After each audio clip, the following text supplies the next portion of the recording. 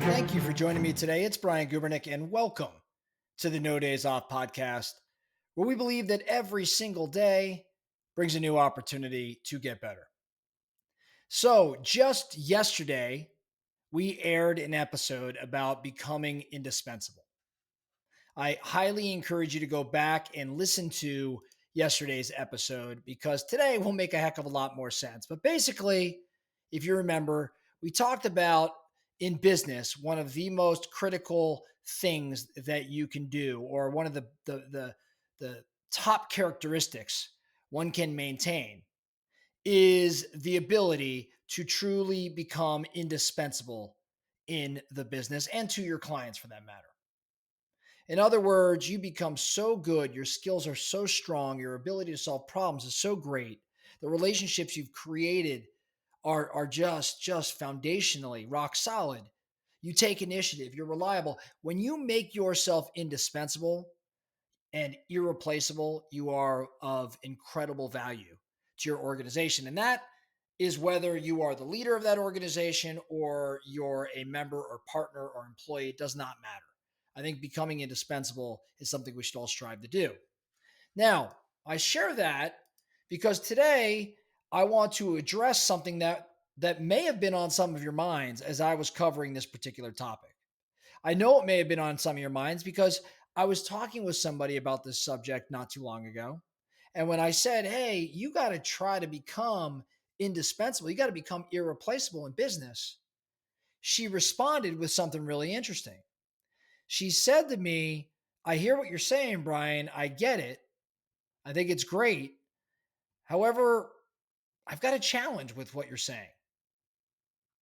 I get that you want me to make myself indispensable in my business, but if I do that, then I think that I'm probably forever bound to my business and I can't scale out of it. Now this person happens to be the owner of this business.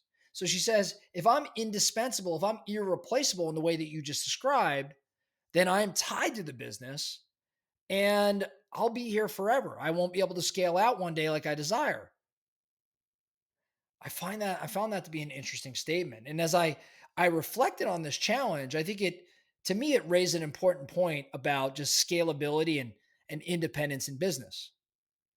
And while making oneself, by making yourself indispensable, while that's a valuable strategy, I think the key here lies in distinguishing how you're indispensable and where you're indispensable.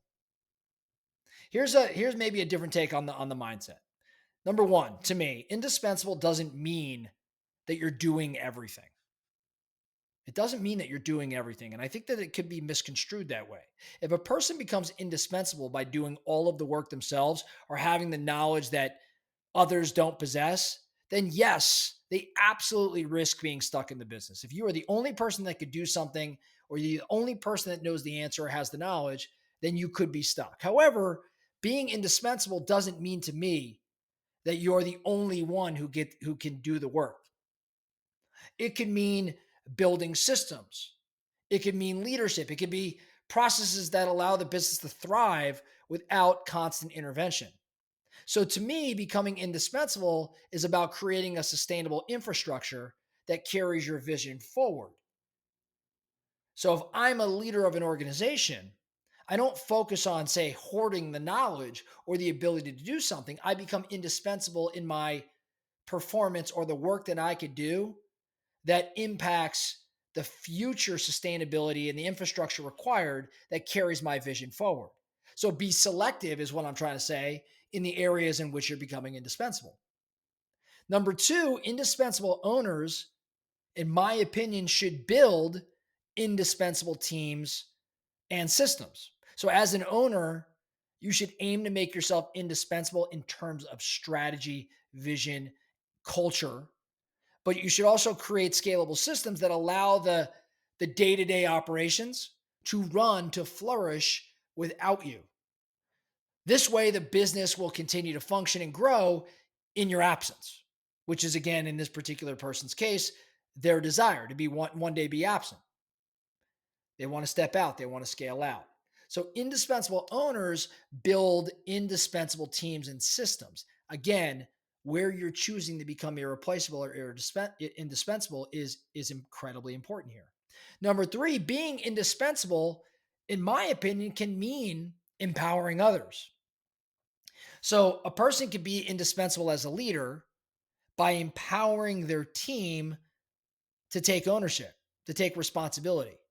If you have an ability to influence, motivate your people to take ownership and responsibility, and you're unique in your ability to do that, that to me makes you indispensable. And this requires training and mentoring others to the point where they can make high level decisions. If you have the ability to do that, you are in essence irreplaceable until the day that role is no longer even needed. If an owner's key contribution to create a self-sufficient organization, um, if that's their key contribution, they are indispensable in the business's long-term success. And that ultimately frees them up from being involved in every aspect.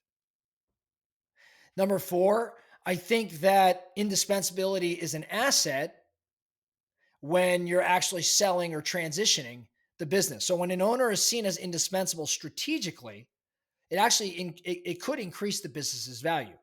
A business that has a strong foundation that's built by a leader that's maybe a visionary leader, and that visionary leader can step out without losing quality or profitability, that's a more attractive business to buyers or to investors. Therefore, making yourself indispensable in the sense of establishing long-term sustainability can be a strength, not a constraint.